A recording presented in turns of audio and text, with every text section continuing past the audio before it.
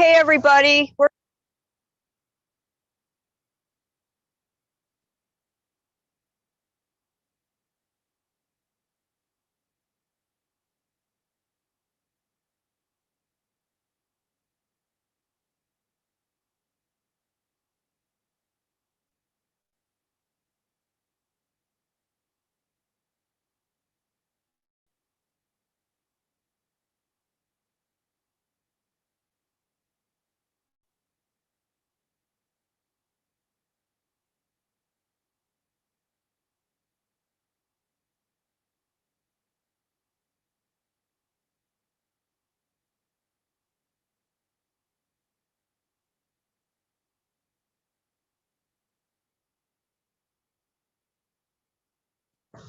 Good afternoon, everyone. Welcome at Roane County Park. My name is Bobby, and I'm Master Gardener of Roane County for about 10 years. We're going to have some of us are going to talk about the garden. I'm going to do the introduction. Jean's going to talk about the herb garden. Lisa's going to talk about natives. Then we'll talk about the daylilies, and then I'll filter in the rest of it. Roane County Park started this with the waterfall in 2009. So all that was here in 2009 was a waterfall blank slate. Master gardeners came in and started putting in different gardens. The years have evolved what you see. In 2009, we started with the demonstration gardens. So we're going to talk about different areas, what you can, soil conditions, water conditions, some of the challenges that we face here. So right now I'm going to hand it off to Jean LaFaso, and she's going to talk to you about the herb garden. So if everybody would like to follow me,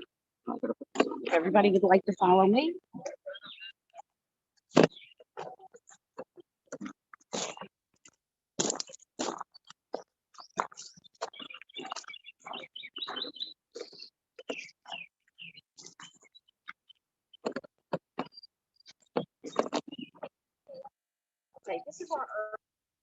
Started in the midst of COVID. So last year was our first year, and basically it was plants that some of the master gardeners had donated, and a lot of annuals such as basil, some of the annual herbs that I grew from seed. But this year we have gotten some other additional things, and we have put in a lot of perennials, more as we go along each year.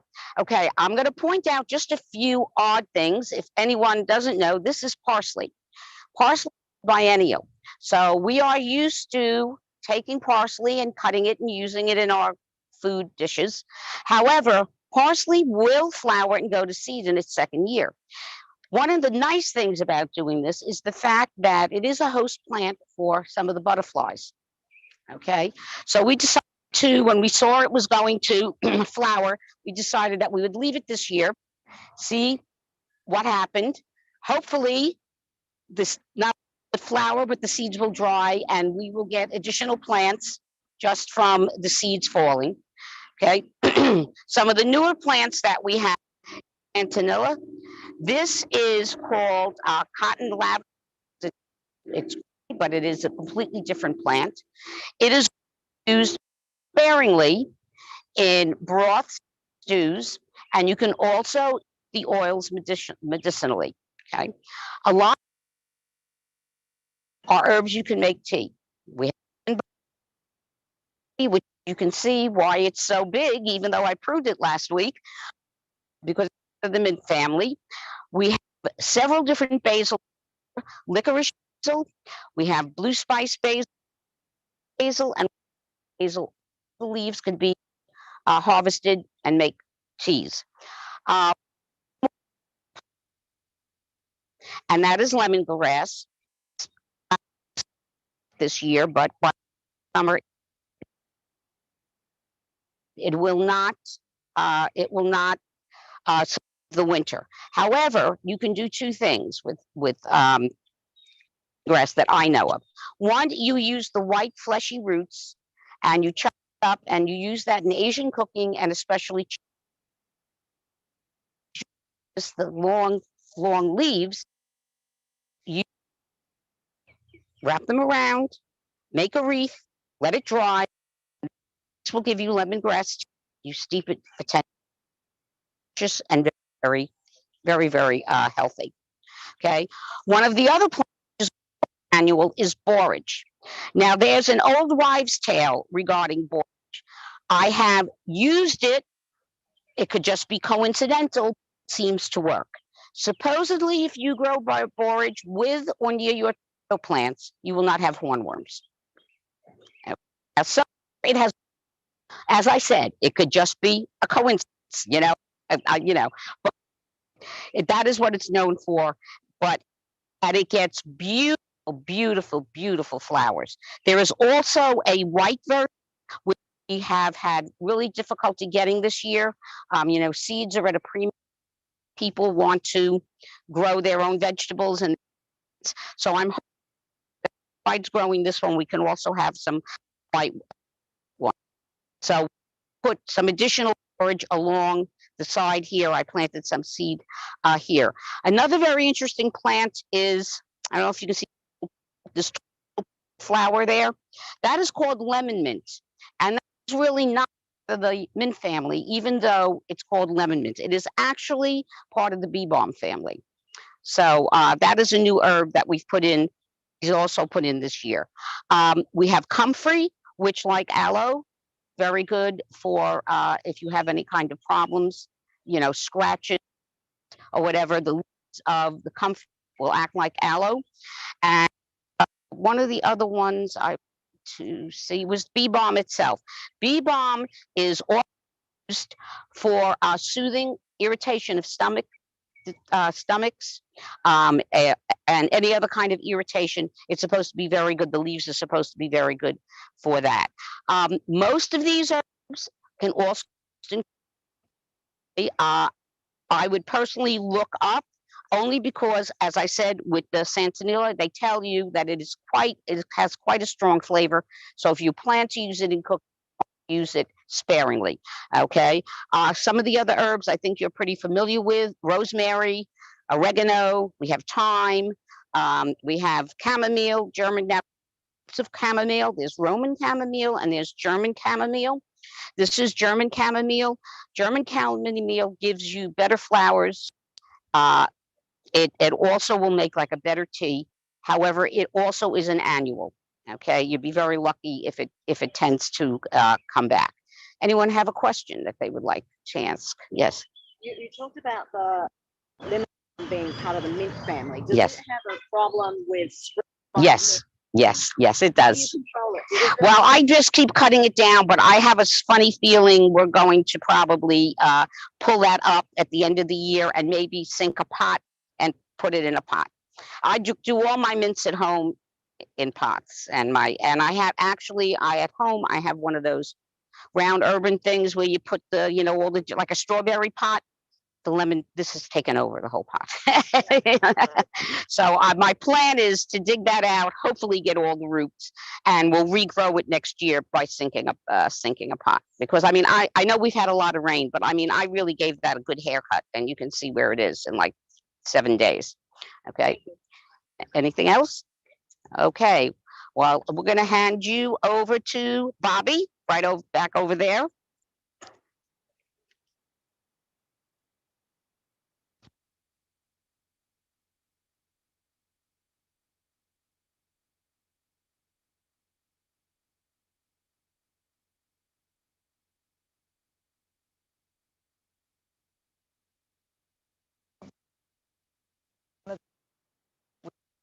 Being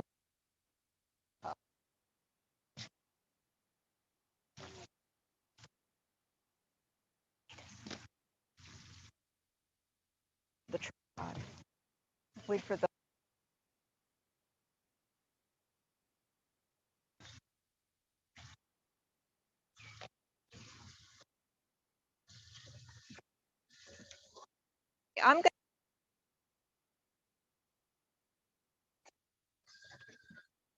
I'm going to talk about the waterfall area and some of the challenges we have had being on the lake.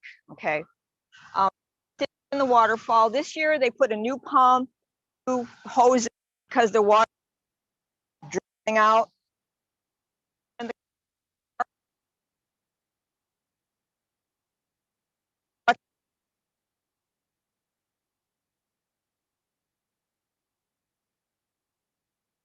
get the water, and then they took a hose.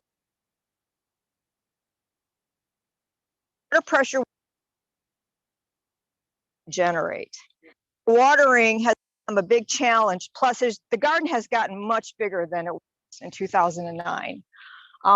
2009 or thereabouts, were planted. On this side, we have irises. When they spring, they're bright purple.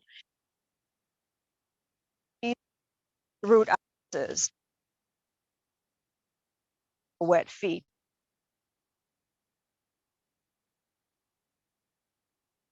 If you live on Watts Bar, the Tennessee River, you're aware that the lake levels go up and down. The problem is when the levels go up.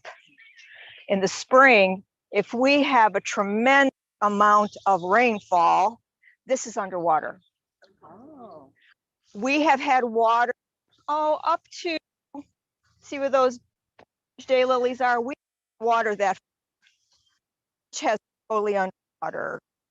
It was down April, if, depending on whenever the TA decides to release the water. But that has been a challenge.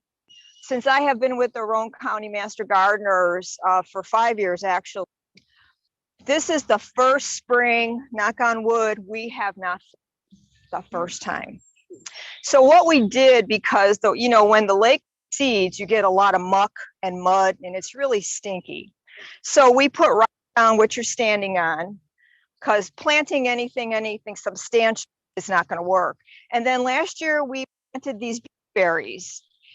They're going to have little purple flowers. This is their second year. It's through one flood. They made it through the flood of 2020. This is their second year. So we're very happy that we hope they survive. So this is our waterfall area, our water area. And to Lisa, who's going to tell you our native beds. It's a plant that has been here since before.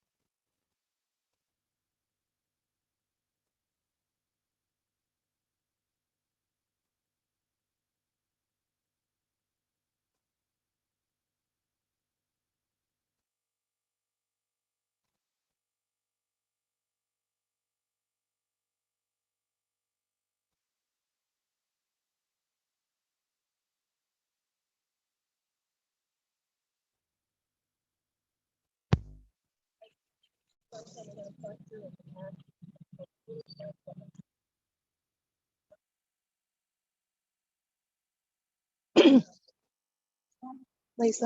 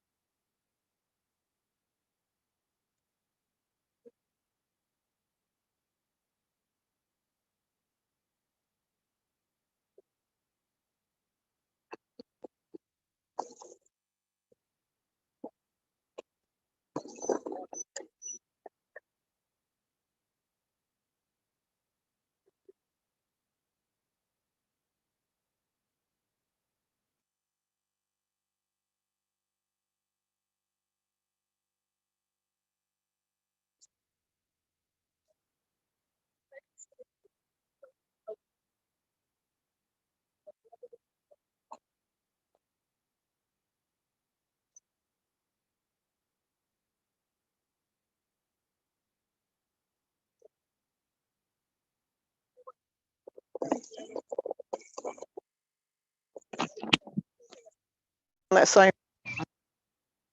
same street as she is, but the highway. Okay. The milkweed? Yes. It does spread. Don't have a problem with that, but if you don't want it to spread, you could do something like this. It's a mint family, I believe. It does tend to do, can starts doing that and it will come back and rebloom. The Robert Poor is also a milk. Most of the phlox are native, even creeping phlox, that is a native. garden phlox, which is right in here. That is these phlox. That one bar of this. It was to be more mildew resistant. Blue star, I'm sorry. About as big as it gets. It may get just wide bump. So do you put it? I do. Yeah. More questions?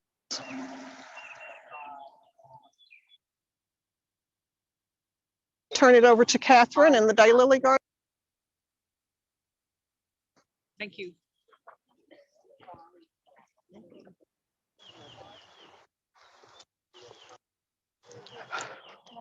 Try not to disturb you.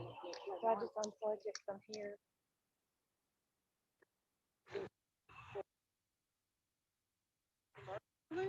Yeah, there's thing to bloom.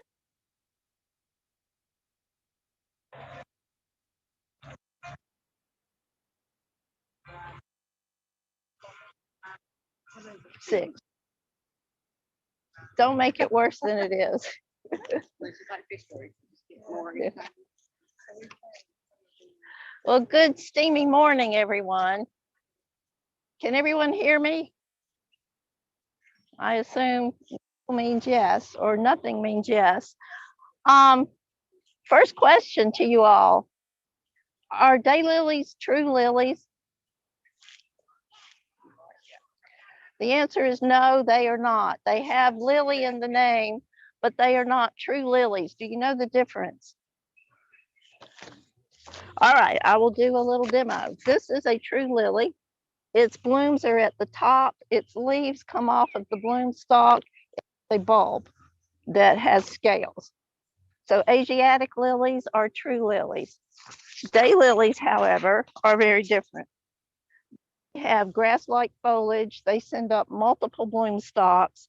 The flowers are, yes, they're at the end of the bloom stalks, but it's a very different kind of configuration than a true lily. And the roots are very different. They have tuberous roots. As you can see, they're fat, fleshy, and typically they're orange. If you dig one up, you'll see these fat, fingery looking orange rhizome-like roots. So that's the basic difference between true lilies and daylilies. Daylilies, like the name says, bloom for just one day. So these flowers will basically dissolve and look like things on the ground tomorrow.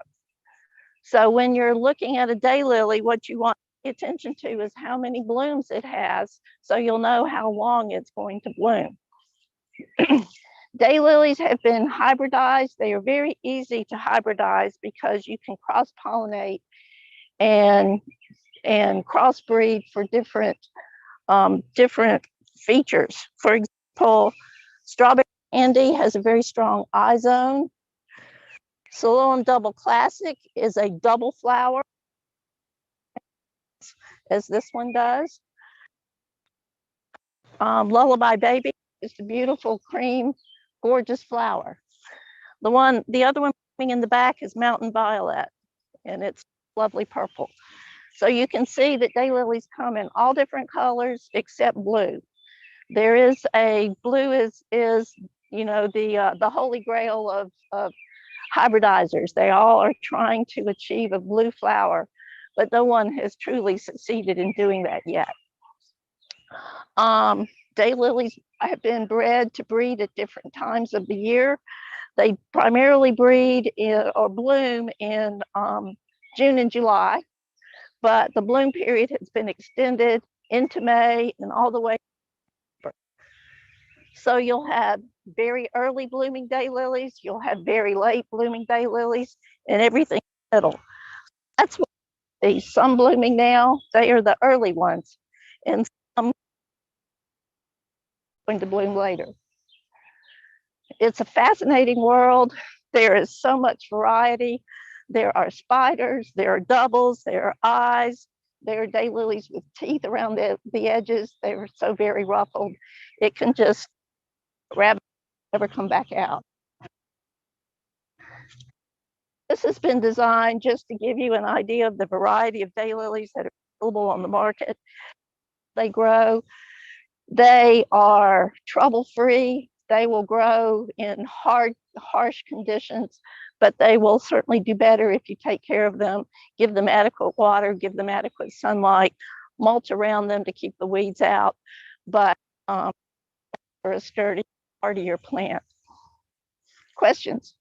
Where can you get the more exotic looking?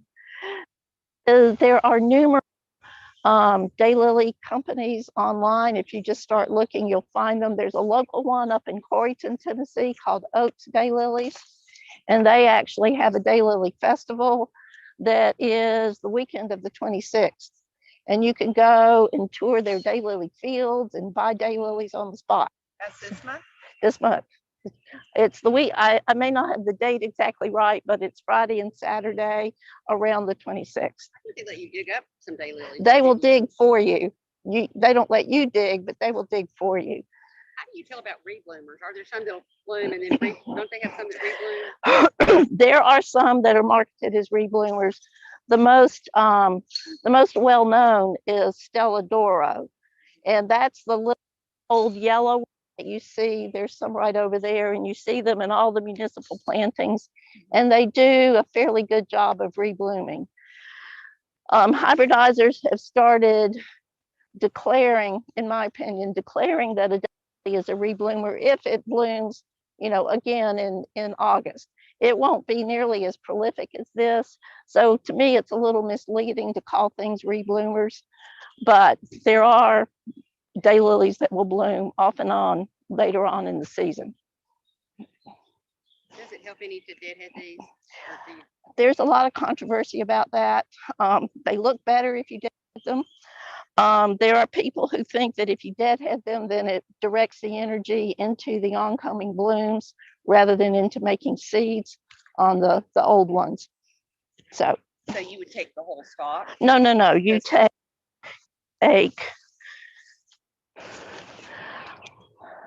for example, here, that one that bloomed yesterday, you take that one off.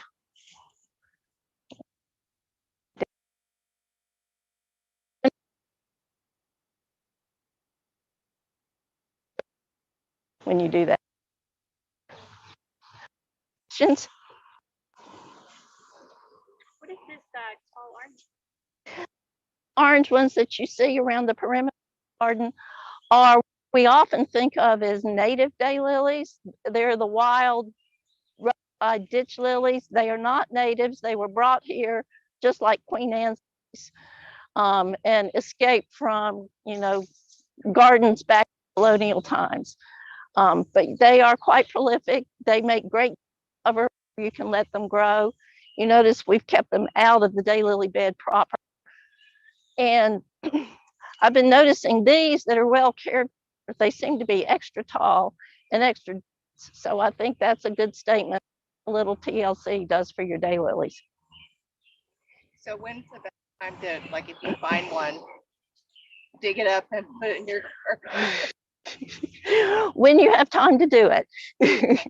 But having said that, if you can wait till after they bloom, then you get the benefit of the bloom as well as being able to have it in your garden. If you're buying it in a pot at a garden center, anytime is fine. And yes, to your point, they are easy to divide. So, in my garden, for example, once the bloom season is over, I will go in and I will dig my daylilies and I will separate them. And where I had one, I might end up with 5. And so you end up with daylilies to spread around. You end up with daylilies to share with your friends. It's just a wonderful thing. And you do that every year? I do it on some of them every year. I have 600, so I don't do all 600 every year.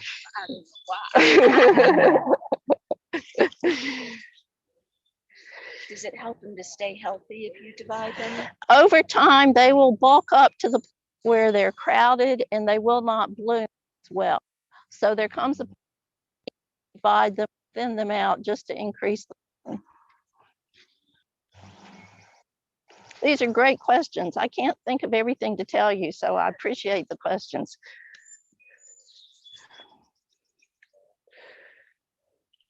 Very interesting. Well, thank you. I'm going to turn it back over to Bobby then. So if you just want to around, we'll talk about our next garden that we featured here. Gardens. Viburnum have grown years, and if you come through the park, I'm going to say probably April-ish, the viburnum is just full of white flowers. It's really very pretty. It's a beautiful white canopy over the garden. The shade garden, these plants have been in here for just a few years. Many of them were donated by one of our members, Iris Shelton. She has a beautiful garden on Watts Bar. We have different varieties of ferns. We have some toad lily. This is toad lily. It's going to get little pink flowers later on in the year. And we have some bishop's hat and fairy wings. That's going to get a little flower. We put some different things in here. We have a few heuchera in here and different things that like the shade, a couple different annual. But these will spread tremendously over the next few years. It'll be really, really pretty and full. Also, if you see the back of our waterfall, this has been like an evolution over the years. Everybody has donated plants. We have purchased some plants, but most of the plants on the waterfall are from Master Gardener's Gardens. We have, these are daisies, and I actually got those from a friend. Got them from a friend who lived in Georgia, and when I moved here from the Midwest, I brought a little with me. Needless to say, they go nuts. There's little soil on this waterfall. Some areas have maybe an inch and a half of soil. So a lot of the things that we have in there, they've really adapted to the less than adequate soil conditions. So if you have a rocky, if you have little soil or even poor soil, there are things that these daisies have been called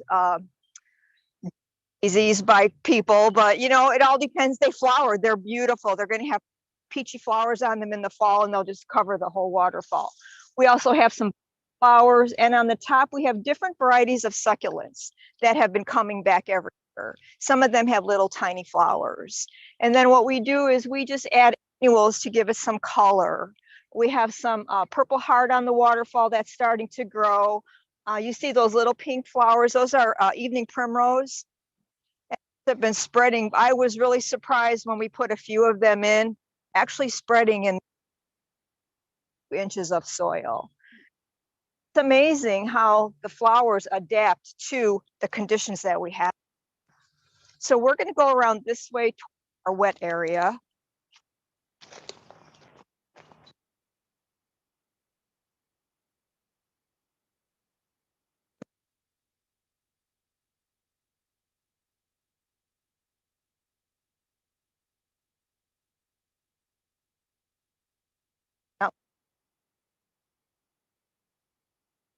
And then we have some different types of hydrangeas that we put in. There's some oak leaf hydrangeas, some coleus, some more hostas, some different shade-loving plants. And this is, you don't get a lot of sun under this tree. So if you have an area like that, you know, a lot of in the shade, you know, I mean, you know, varieties of hostas, different types of flowering, like hydrangea that prefers coleus. They have sun. There's so many varieties of shade coleus. The only thing with the coleus, they are an annual. If you want it to last, you can snip it off, put it in water, and let it root over the winter, and then just replant it. But it's very easy to. Here we deal with a lot of constant water.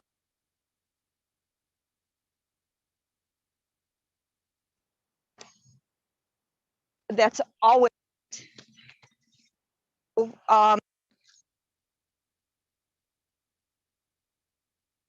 so wet. It actually, you know. So the park told us to do what we want. It's good for them because then they don't have to mow here, which can't. But this is always wet. So we have, it's not as wet in the front, so we have some different types of daylilies here. Zebra grasses, the wet feet. In the spring, all of Louisiana were blooming. And right now we have one hibiscus, and that one is pink. Hoping to get more hibiscus to put on the backside, so we have added color for our wetland, our bog area. Will that overwinter? Actually, that was planted last September. Yes, that hibiscus was planted last September. Nice. Yeah, I'm not sure if it's the variety. Yeah. You know, there's so many varieties now of hibiscus. If you UT Garden, they have one area that's nothing but trial hibiscus, and they're trying to find different varieties that weather conditions, whether it's cold, how wet is too wet, how it's too dry. But it's just one whole area is nothing but hibiscus near the kitchen. So, and actually that hibiscus is actually from UT Garden. We got it at their fall plant sale last year. So fingers crossed, hopefully we'll get a few more and add to our collection here. Also, I wanted to put onto garden, we have a little whimsy, because what's a garden without whimsy?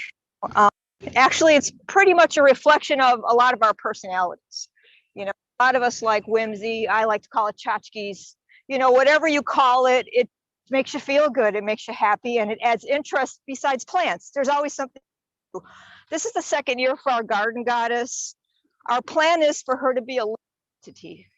So we've planted vinca around her, and we're hoping that the vinca, which should take off, will be her skirt. And then we're working on some other ideas where she will be green, you know, from different flowers or plants, whatever we can do for her. But this is her second year in the garden. And you'll garden posts, and our garden posts were done by others. This particular one was done by Aileen Radcliffe, and her and I are the two lead master gardeners that coordinate the garden effort with us today. I like to let you know, for a team, I like to call us part, because sometimes we get together, we tend to get carried away. We have a lot of nice garden art and things that were done by our master gardeners or donated by people, and we've used them. So area where we have azalea, rose, camellias here, and these are beautiful in the fall. We have a few camellias that we last year.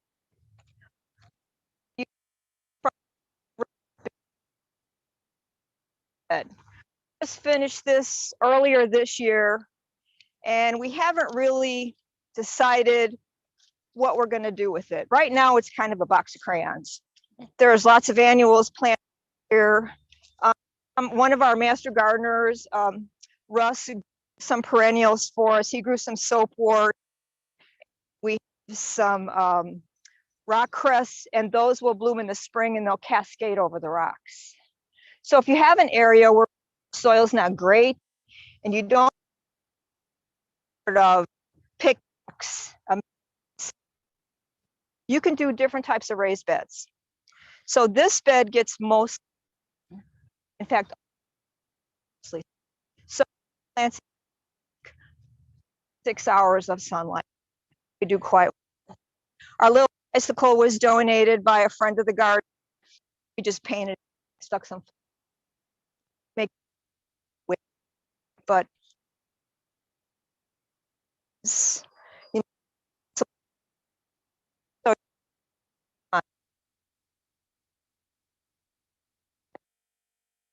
perennial, because we do get the partners, which they have been wonderful. Our part of financing our garden, but if we can do, we be doing mostly maintenance, which would be easier for us. You know that is for your garden. So that's the goal, is to have all these 10% annuals, hopefully someday or somewhere thereabouts. Yes, sir. Do y'all sell those posts? The Actually, we do. We at our plant sale. Our sale is normally last Saturday in April. It's at Kingston City Park. And we did had a few this year, but we do sell them, and they're all hand painted. You know, they're not, it's not a factory job like you see them on the plastic posts. These are all tree 4x4 posts, fence posts. And then what we do is we let them sit for a while so they cure, get the water out of them, sand them, put a very thin coat of clear coat, and then who's ever gonna, they get painted by master gardeners. And then we have a few more to come. We had a little, some of them didn't do well over the last 2 years, so they're being redone. Garden later on this summer, they're being repainted. But we do sell a lot of things that are handmade for the garden by our master gardeners at our plant sale. Yes, sir. You guys got Yes. a lot of rain this year, didn't Oh, this year at the plant sale, it was cold. The great thing is City Park has a huge pavilion, but we all look like we have been working outside. The community was wonderful. A very successful sale, thanks to you guys, the community who support this garden. It really means a lot to us. It really does. This 2 more.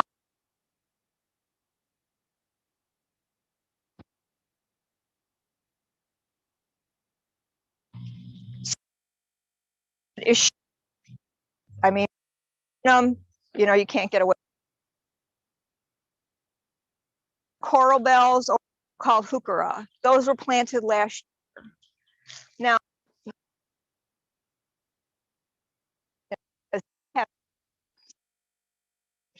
orange, bright truce, or a color in your shade garden, a good alternative. I'm small. These have done this, water, a little bit of fertilizer. That's basically what we do here. We fertilize, we water, and we trim.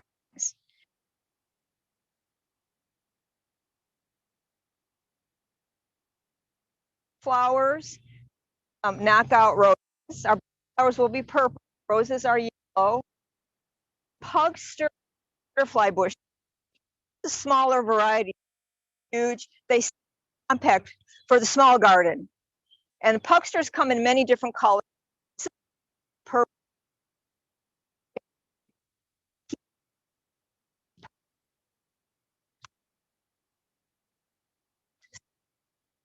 Butterfly. And if this can trim off the flower that you'll trim the have twice as many blooms for twice as it's just have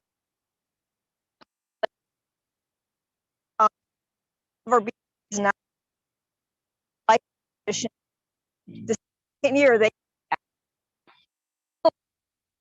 also don't there. This is year for the Estiblis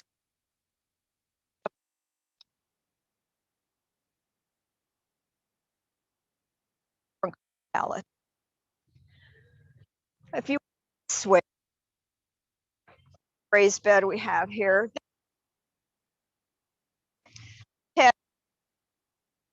they're called popcorn.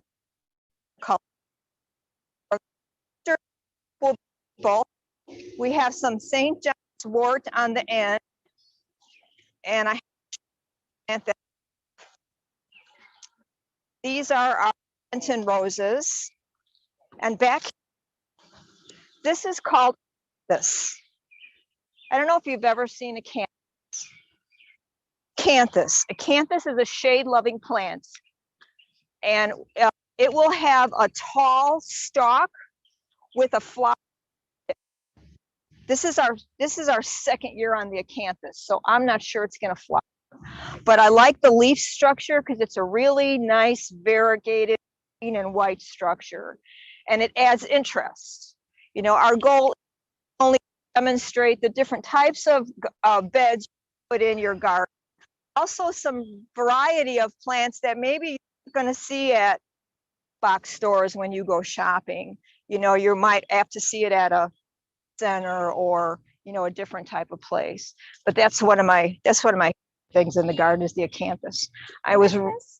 This is St. John's wort. Yeah, it's starting to, we didn't have flowers on it last year. We're starting to get some flowers on it. Now, this is the one that I was asking about earlier. Mhm. This is the St. Wort that I have in my Mhm. yard, and I've had it now for about 6 or 7 years, and it's gone yellow, and it looks like it's got some rust or something. Oh, Any idea about that? I don't, but maybe we can find out. If you leave us your, we can do some research for you and find out why you would. So the leaves are turning yellow, like they're almost nutrient deficient type, but pale, like pale. But they look like they're dying. Oh, really? Yeah, I cut it back every early spring, like end of March, which is what they tell you should do. So I cut it back, and it looks like this for about maybe 5 weeks or so, and then it's starting to look, it's dying. Is this recent? Is this the first year this has happened to it? Haven't started last year. Oh, it started last year. Okay. Do you have anything planted around it? Got COVID. Yes, Yeah. that's right. Do you have anything planted around it? Well, it's in 2 different places. One of it gets full sun, the other one full shade, passes on, but it's happened to both. Oh, it happened to both of them. I'm Okay. wondering if it's like too much water. Yeah, it's possible. Yeah, it's possible. But anyway, Yeah. just wondered if you had seen it before. But I haven't. You know, when I think of things that are losing their color, I think of nutrients. You know, just like we're iron deficient or whatever. I think nutrient deficiency, or perhaps the garden where you have it, maybe the composition of the garden has changed, where you had less sun, more sun, water, less water. You know, Mother Nature changed the composition of the garden. In our garden, a huge tree right here. Storm, maybe 3 years ago, I think it was. And the storm of this things. But there was we had a really bad storm. Storm took the tree out, took the bridge out, took the bench out, took every on. This is garden. So, you know, this gets more sun, and this side still gets a lot from the red bud. You know, so, but you know, well, I'll have to investigate that. Yeah, leave. Yeah, because that might be it. Yeah, I think of nutrients. You know, pale leaves. You know. Never given it anything. Oh well. Everything needs a little food every once in a while, right? So, okay, let's go down. We're going to go down this way toward where we started.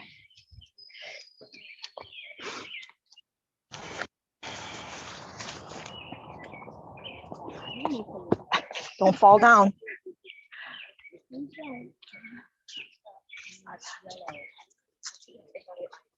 A few more things we have in our area here that we purchased a few years ago, thinking they wouldn't come back. Oh, they've come back every year. In fact, they're going to bloom early. They usually bloom like in July, which is, wow. They just really like it here. And those are brass buckle, gold shrub.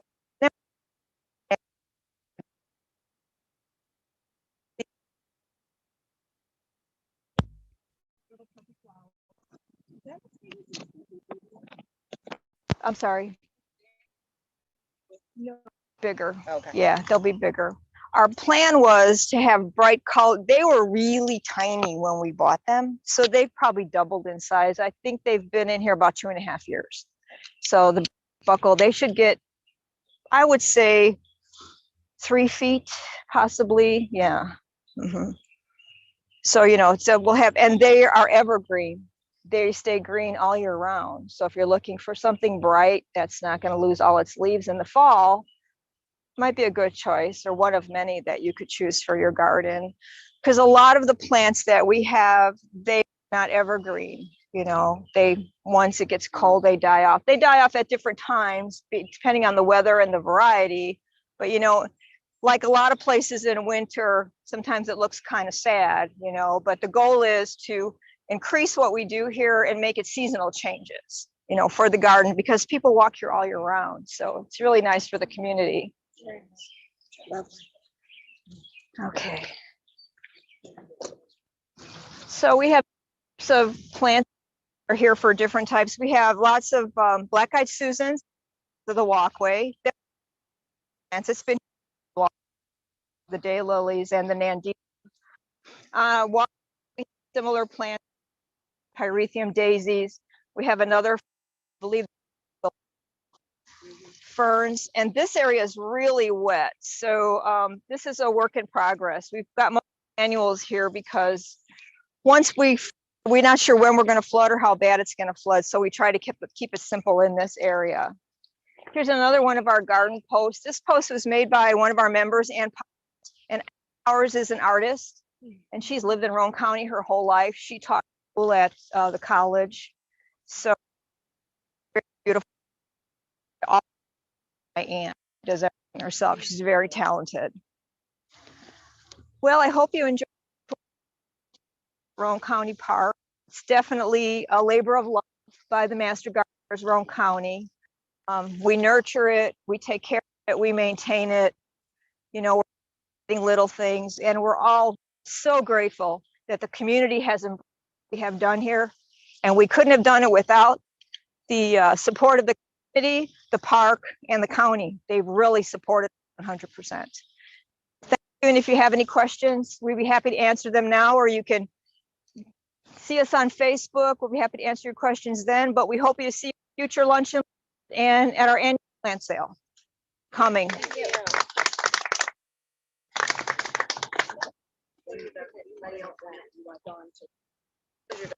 On that list where we get communication about your event.